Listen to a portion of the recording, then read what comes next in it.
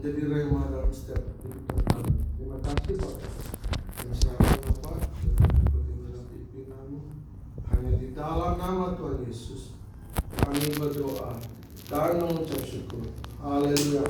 Amin. Yang percaya katakan amin. Haleluya. Beri kemuliaan bagi Tuhan. Haleluya. Haleluya. Baik saudara, puji Tuhan. Shalom. Shalom. Baik saudara, kita saya diberi kesempatan lagi Pastor Dwi untuk kata-kata baik di tempat ini di kita Gracia. Mari kita buka Alkitab kita di dalam Lukas 9 ayat 57 sampai 62. Lukas 9 ayat 57 sampai 62.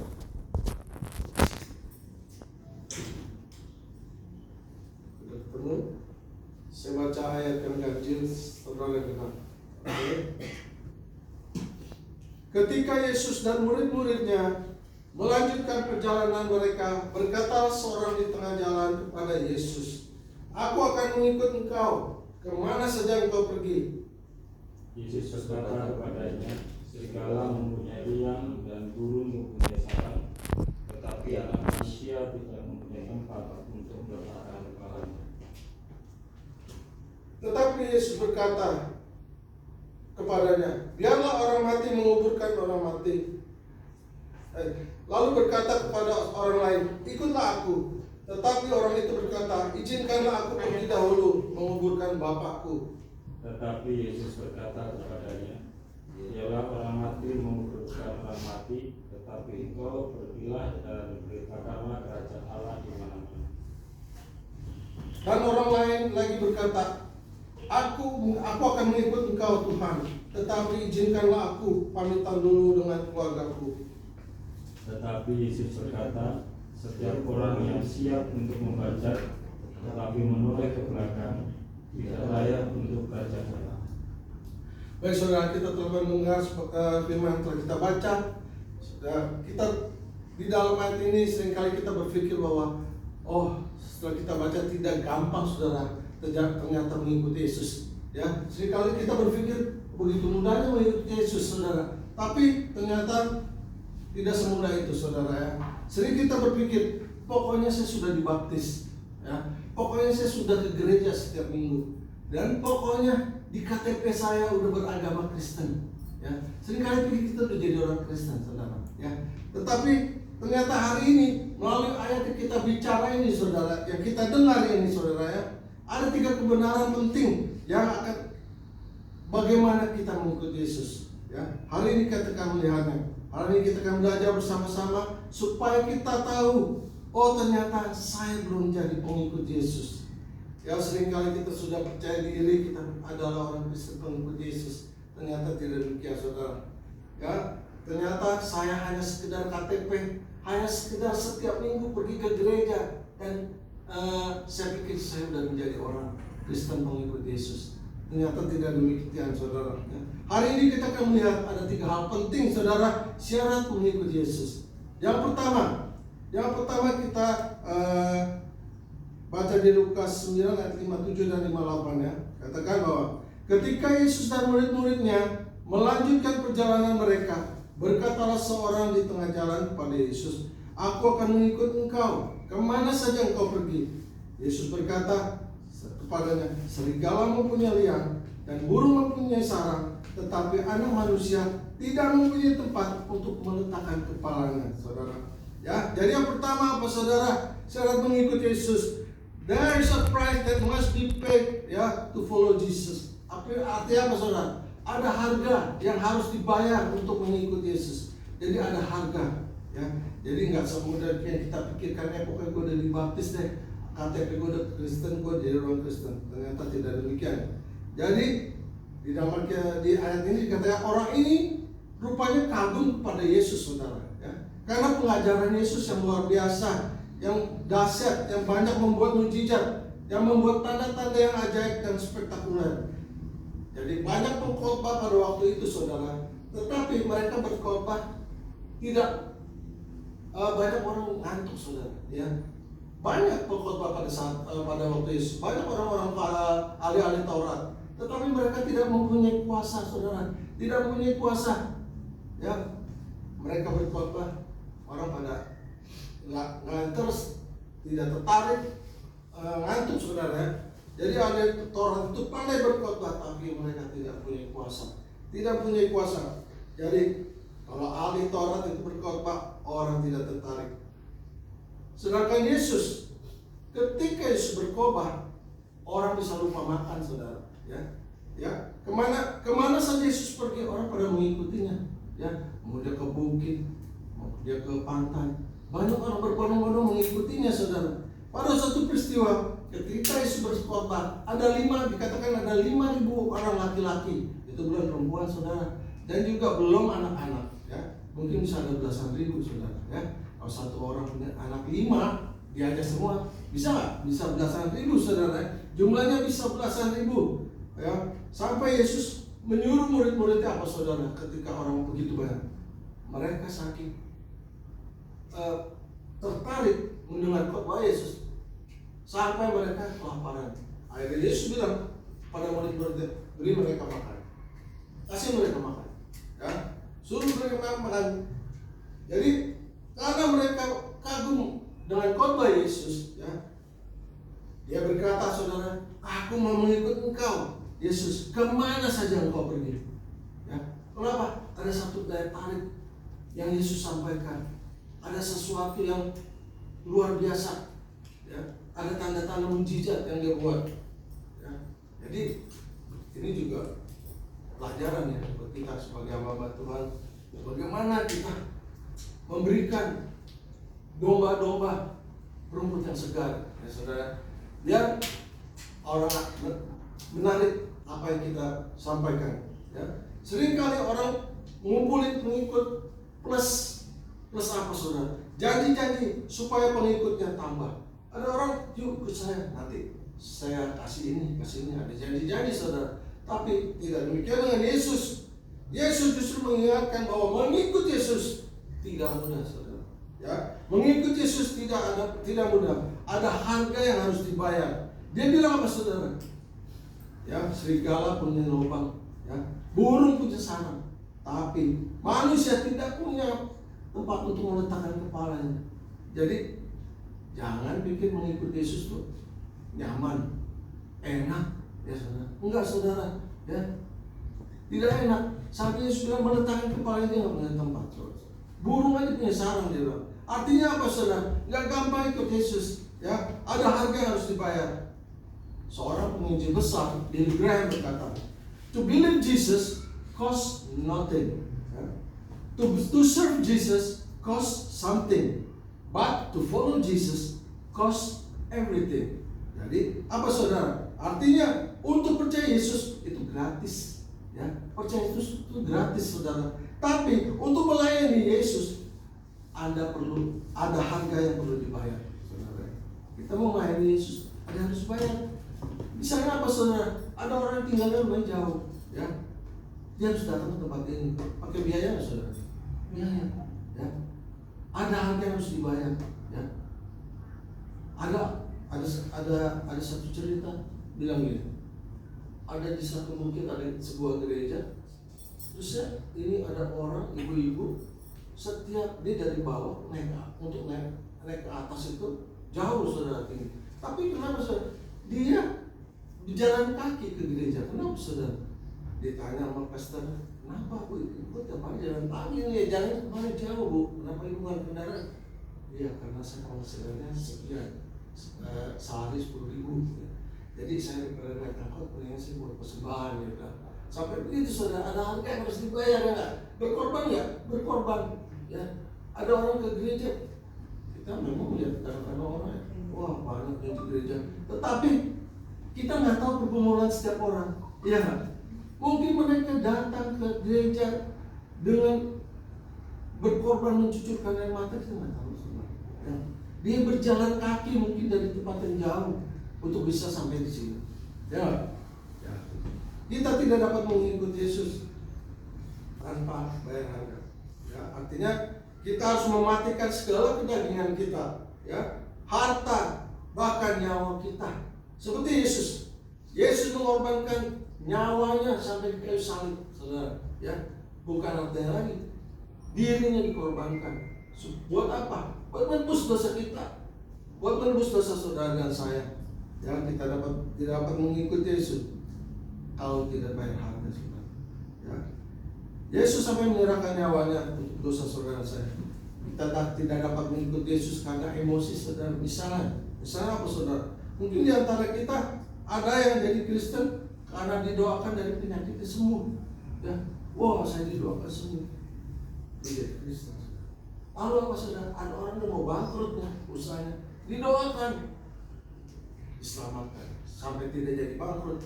Dia percaya Yesus. Baik gak, saudara? Itu baik. Itu salah satu cara agar dia menerima Yesus.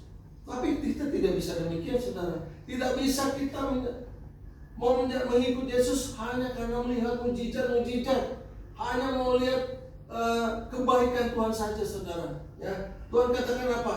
Ya, hidup ini tidak selalu damai-damai aja, saudara. Ya, mungkin ada badai, ada gelombang dalam hidup kita. Tapi kita percaya bahwa kita punya nakoda yang dahsyat. Siapa? Yesus, saudara. Dia nakoda kita yang ajaib. Kita percaya memang kita sedang di dalam lautan yang luas, begitu besar ombaknya akan menerpa kita. Tapi kita ingat kita punya nakoda yang luar biasa, Yesus. Dia yang mengemudikan perahu kita sehingga kita bisa sampai ke seberang. Amin. Ya, semua itu gak salah. Kalau kita percaya Yesus karena kita ditolong dari sakit penyakit, itu semua gak salah, ya. Ya, itu hanya pemicu untuk mengikuti Yesus. Tapi tidak bisa seterusnya kita. Kita harus menjadi jemaat yang dewasa di dalam iman. Jangan kita hanya mau melihat, wah, mujizat itu begitu nggak ada mujizat, bagaimana, saudara? Apakah kita mau meninggalkan Yesus? Apa iman kita menjadi kendor? Enggak, saudara, ya. Kita harap kita menjadi jemaat yang dewasa. Kita harus menyadari untuk mengikuti Yesus ada harga yang harus dibayar.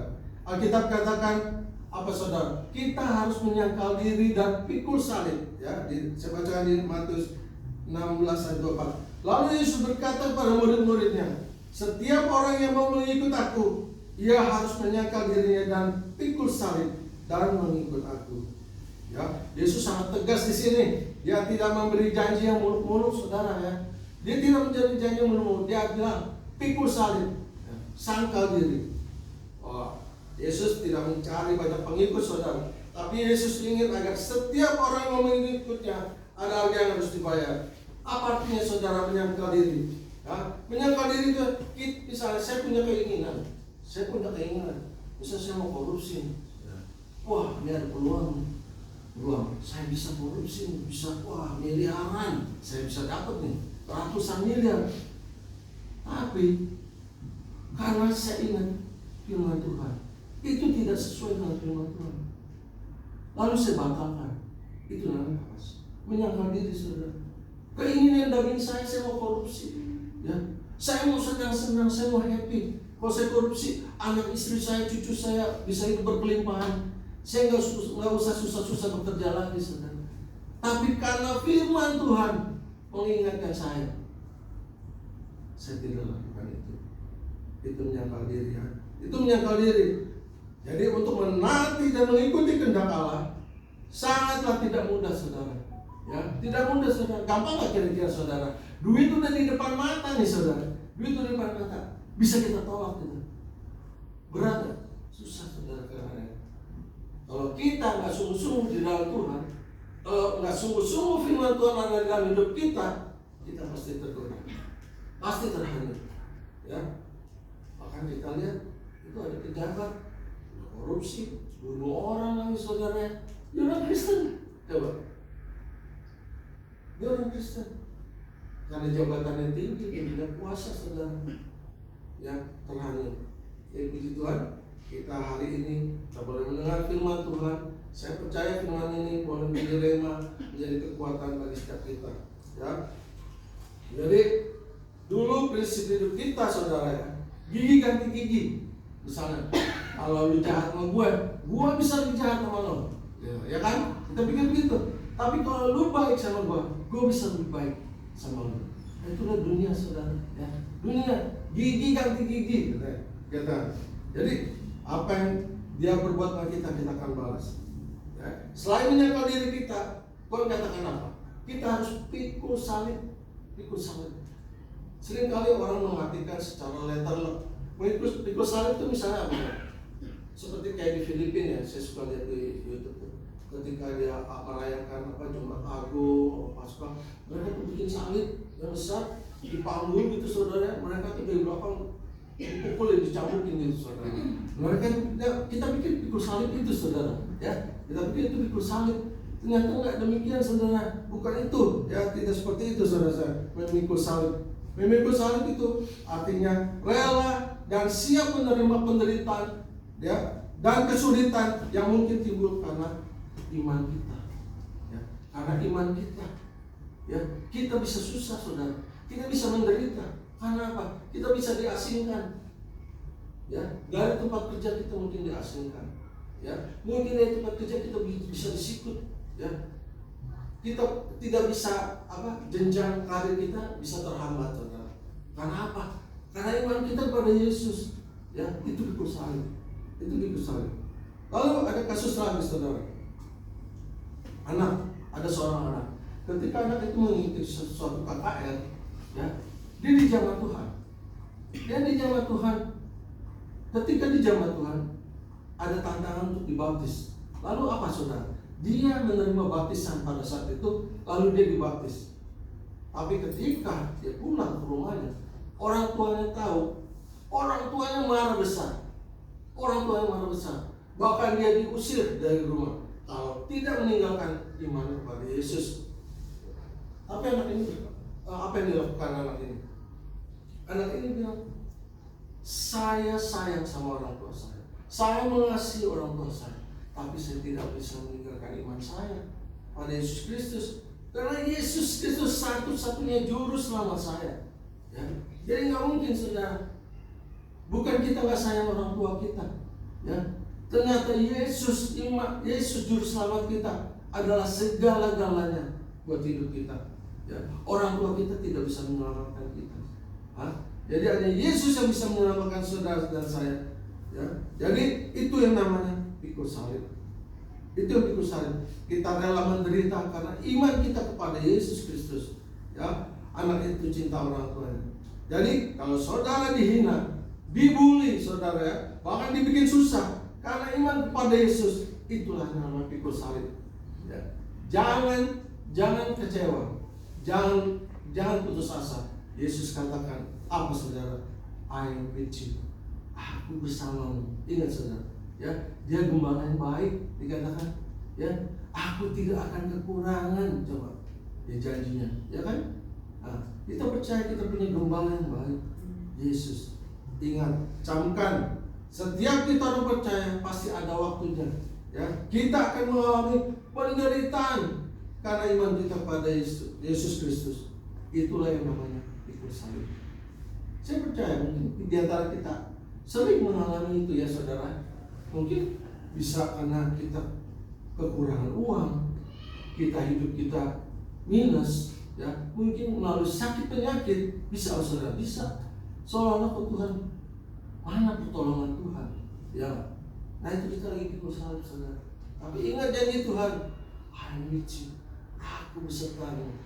Jadi itu yang menghibur kita saudara. Ketika masalah datang, pencobaan datang, apapun yang datang, ingat, I'm with you. Terima kasih Tuhan, Engkau bersamaku. Lalu yang kedua saudara, apa syarat mengikuti Yesus? Dikatakan di sini dalam Lukas 9 ayat 5, 9 dan 10 dikatakan, lalu ia berkata kepada seorang lain, ikutlah aku. Tapi orang itu berkata, izinkanlah aku pergi dahulu menguburkan bapakku. Tetapi Yesus berkata kepadanya, biarlah orang mati menguburkan orang mati, tetapi engkau pergilah dan beritakannya kerajaan Allah di mana-mana. Saudara, jadi yang kedua adalah don't delay Jesus calling. Ya, jangan menunda panggilan Tuhan, ya. Kalau Tuhan menjamah saudara, memanggil saudara hari ini, ya, hari ini, jangan keraskan hati. Amin. Jangan keraskan hati.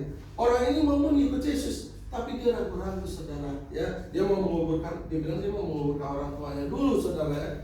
Jadi tidak tahu kapan dia akan siap mengikut Yesus. Ya, jadi perkataan biarlah orang mati menguburkan orang mati bukanlah berarti Yesus ngajarin kita, ngajarin orang tua kita, ngajarin kita supaya kita kurang ajar sama orang tua kita. Tidak demikian saudara. Ya, biarlah orang mati menguburkan orang mati. Sekiranya itu orang tuanya, ya, dia orang tuanya. Tapi Yesus katakan, biarlah orang mati menguburkan. Karena apa saudara? Ya, panggilan Yesus adalah panggilan yang sangat penting, sangat urgent, ya, sangat urgent, sangat mendesak, yang harus direspon oleh kita. Jadi ketika Yesus menjamah saudara, memanggil saudara, saat itu karena Dia perlu saudara, Dia membutuhkan saudara. Tapi panggilan Yesus adalah panggilan yang sangat penting. Ya, ingat saudara, ketika Yesus panggil kita, jamah hati kita, jangan keraskan hati. Ya, jangan keraskan hati. Kita harus segera memberi respon. Persoalannya kita sering menunda saudara. Ya, ada orang jadi jangan hatinya sampai nangis gitu. Ya Tuhan, saya mau mengikut Engkau Tuhan. Tapi apa saudara? Dia berkata, ya nanti saja deh. Ya, akhirnya dia bilang, ayo pelayanan. Ya nanti dah. Jawabnya nanti saudara. Ya. Dia menjawabnya nanti saja. Jadi kapan mulai pelayanan? Dia bilang nanti saja. Kalau sudah TOP, tua opong peot saudara ya. Jadi kalau udah tua opong peot baru melayani itu saudara. Jalannya aja kita sudah gemetar saudara. Bagaimana kita mau menginjil, memberitakan kabar baik sampai ke ujung bumi istilahnya saudara. Jadi kapan mau mulainya? Dia tidak. Orang itu selalu menunda-nunda. Tetapi Tuhan memanggil anak-anak muda untuk bertobat. Ya. Mereka mengatakan ada yang dipanggil hari ini, ada anak muda, sekumpulan anak muda, ayo ada hamba Tuhan datang kepadanya, ayo ke gereja. Dia kata, nanti aja lah om, nanti bulan depan deh, bulan November katanya. Nanti tahun depan aja deh om, katanya, baru bertobat katanya. Tanggung ya om, udah mau akhir tahun, ya kan?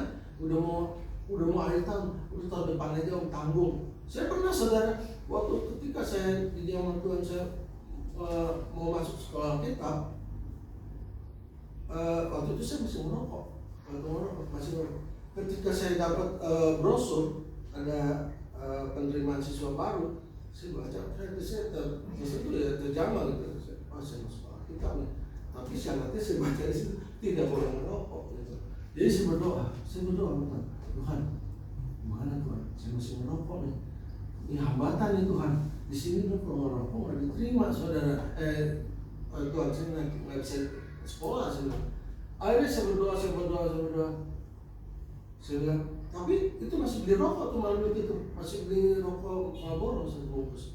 Akhirnya pas paginya, pas hari Seninnya saya itu kan masih belum mau menyerahkan formulirnya.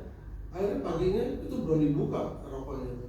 Ada karyawan saya bilang, saya tiba-tiba saya kasih karyawan saya aja, saya nggak mau rokok lagi. Saya udah berdoa kan, ini buat kamu aja, saya nggak mau rokok lagi.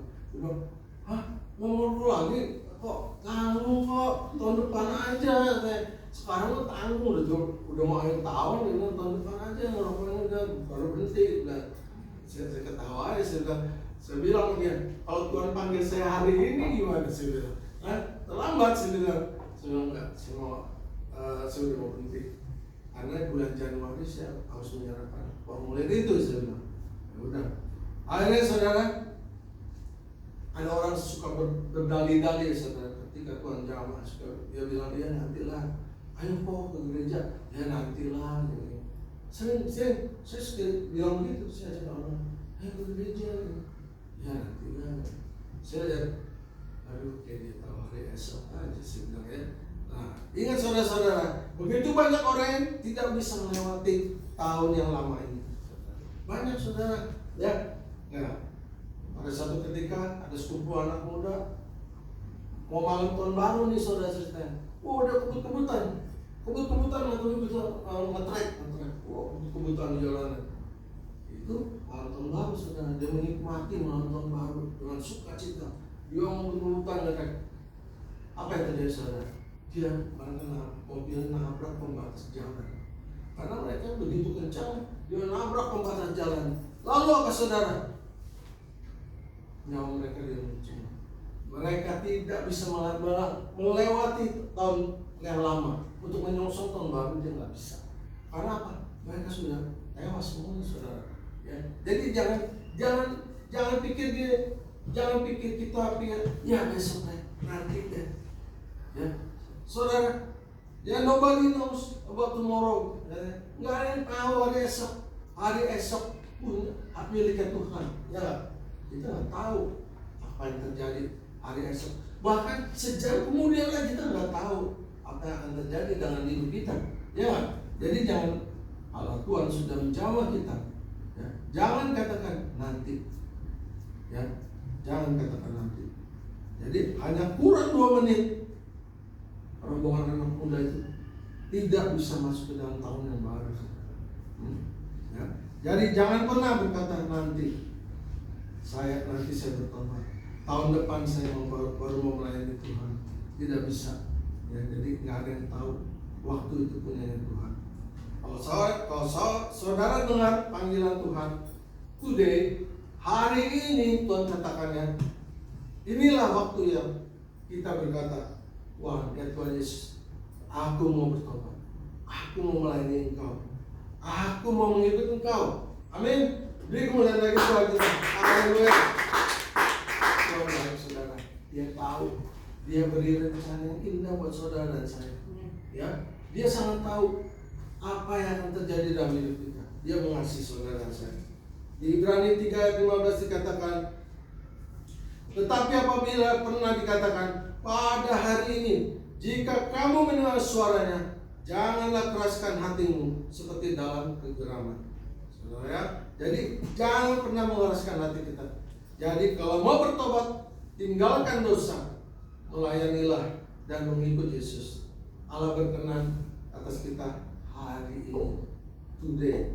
Ya, kalau Allah mau melayani saudara, follow me, ikut aku. Ya, jangan tunda besok. Jangan tunda minggu depan, jangan tunda tahun depan, saudara.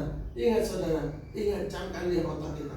Kalau Tuhan menyapa kita hari ini, yes Lord, I follow you. Ya, saya akan mengikut Kau hari ini. Lalu yang ketiga dikatakan apa, saudara? Di dalam Lukas 9 ayat 61 dan 62 dikatakan, dan seorang lain lagi berkata, aku akan mengikut Engkau, Tuhan. Tapi izinkanlah aku pamitan dulu dengan keluargaku. Tetapi Yesus berkata, setiap orang yang siap untuk membajak tetapi menoleh ke belakang, ya tidak layak untuk kerajaan surga. Wow, saudara. Dan yang ketiga apa? People who want to follow Jesus, don't look back. Ya, kalau orang mau ikut Yesus, jangan pernah menoleh lagi ke belakang. Jangan menoleh ke belakang, saudara. Orang mengikut Yesus, jangan melihat lagi ke belakang, saudara. Orang ini sudah bagus mau mengikut Tuhan Yesus, tapi dia masih mau pamitan dulu. Ya, mau pamitan dulu sama keluarganya. Yesus katakan, ketika kita sedang membajak, saudara, orang membajak sama, dia harus melihat ke depan, saudara. Ya, kita harus melihat ke depan terus. Ya, orang ini bagus, udah mau ngikut Yesus, dia mau pamitan dulu. Artinya apa, saudara? Artinya kita sudah bertobat, kita sudah pelayanan, sudah mengikut Yesus. Tiba-tiba kita ingat hidup kita yang lama, saudara. Ya, ingat hidup kita yang lama. Enak ya, waktu dulu gue belum di dalam Tuhan, ya.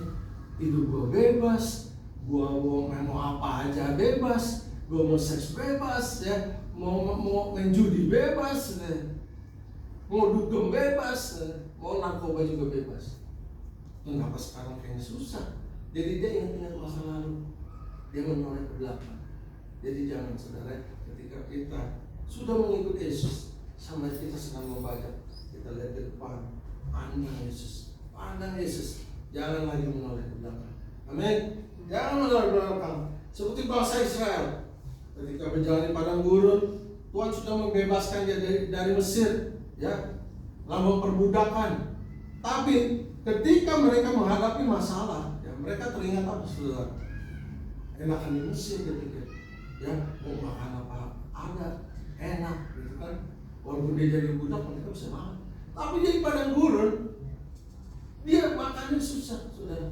Ya, minum susah, ya, sehingga mereka bersungut-sungut. Ya. Di Mesir kita bisa makan ini dan itu, di sini kita bisa mati kelaparan, gitu. Ya, Banyak orang yang sudah menoleh ke belakang, jadi enakan hidup di masa yang lalu. Ya. Enakan hidup di masa lalu kita bebas. Kalau di gereja banyak peraturannya, ini nggak boleh, itu nggak boleh. Sebab barang siapa mengikut Yesus tidak boleh menoleh ke belakang. Jadi jangan tukar Yesus dengan hidup kita yang lama, saudara. Ya, kalau kita sudah mengikut Yesus, jangan ingat-ingat lagi yang lama. Jangan pernah bilang dulu gue ini orang wah, lupakan. Itu masa lalu, ya, masa lalu. Memang tidak ada kita yang sempurna, ya. Tidak ada kita lahir sempurna. Banyak salahnya kita. Mungkin masa lalu kita gelap, ya. Masa lalu kita gelap, nggak benar, ya nggak. Tapi kita jangan lari ke belakang. Karena apa? Tuhan sudah mengampuni kita, sudah membersihkan kita, ya. Dia sudah mengampuni dosa kita. Kita sudah jadi manusia baru. Jangan menoleh ke belakang. Ya, hari ini fokuslah kita ke depan. Kita semua harus lebih dewasa di dalam iman. Ya, jangan ikut Yesus karena berfokus pada mujizat, ya, berkat. Ya, jangan saudara. Kalau kita mengalami masalah, kekurangan, penderitaan, ingat aja, kita punya gembala yang baik. Dia yang bertanggung jawab atas hidup saudara dan saya. Amin. Jadilah orang Kristen yang dewasa, biar hidup kita menyenangkan Tuhan. Amin. Bangkitlah saudara, karena waktunya tidak lama. Fokus membaca, fokus melayani. Jangan kembali pada hidup kita yang lama, saudara. Amin. Doa saya agar jemaat kita Gracia semakin cinta Tuhan dan semakin dewasa dalam iman. Amin. Puji Tuhan beribu. Saya undang pemusik maju ke depan. Marilah satu pujian. I have decided to follow Jesus. Kita sudah memutuskan kita mau mengikuti Yesus. Amin. Haleluya. I have decided to follow Jesus. I have decided to follow Jesus. I have decided to follow Jesus. No turning back, no turning back. I have decided to follow Jesus. I have decided to follow Jesus. I have decided to follow Jesus. No turning back, no turning back. Haleluya. Bapa kami di surga, Tuhan Yesus, terima kasih Tuhan. Kami telah menyampaikan kabar baik Tuhan pada jemaat kita Gracia. Ya Tuhan, firman ini menjadi rema, menjadi kekuatan bagi kami semua yang mendengar. Bahwa mengikut Engkau, kami tidak boleh menengok ke belakang Tuhan. Kami tidak boleh menunda. Ya. Kami percaya Tuhan dan Kamu baik bagi setiap kami. Terima kasih Tuhan Yesus. Pakai setiap kami Tuhan jadi alat-Mu untuk memberitakan kabar baik sampai ke ujung-ujung bumi. Terima kasih Bapa di surga. Kami berdoa untuk jemaat kita Gracia. Lebih lagi pada Pastor Dwi, Tuhan berkati, beri iman yang teguh dalam Engkau Tuhan, beri kesehatan, berkati istri anak-anaknya Tuhan. Apa yang dicita-citakan berhasil.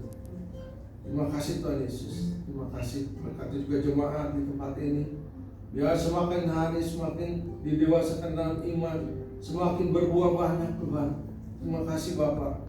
Kami serahkan semua Tuhan, rencana kita Gracia dalam tangan-Mu.